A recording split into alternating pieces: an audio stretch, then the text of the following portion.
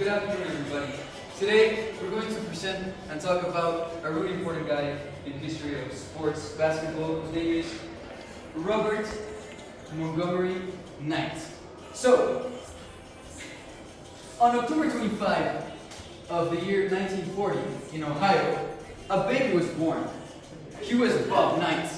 Ever since he was a little guy, he portrayed a true passion for winning. When he grew and he went to university, he was a straight A student. He liked to read a lot. Actually, he had one of the records for the most books ever rented out of a library in his university, and he got 2 degrees. Also, because he was a really tall person and a really skillful person, he played basketball. A sport that basically was a sport that marked his whole life. When he graduated college, he looked for coaching jobs in the basketball industry. First, he was an assistant coach, but his true job and the most important job opportunity of his life was presented at the University of Indiana. When he got there, the university had actually one of the worst records in college basketball of all time. But he went there to try a new approach to coaching.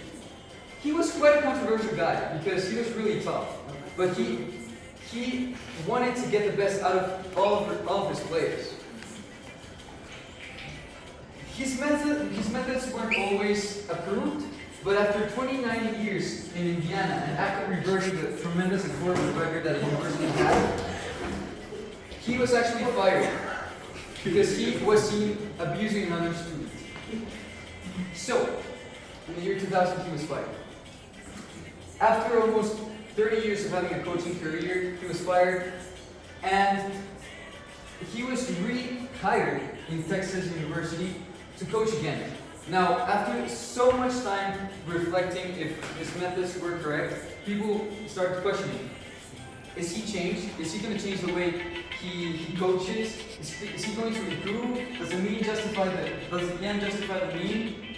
And well, in Texas Tech, it was exactly the same. He portrayed the same behaviors at games. Sometimes he got mad and he pushed people, he pushed chairs, he destroyed things, but his records were always the best. So, in conclusion, although he was one of the most inspiring basketball coaches in history of college basketball, he was a really controversial guy because of the methods he used to coach.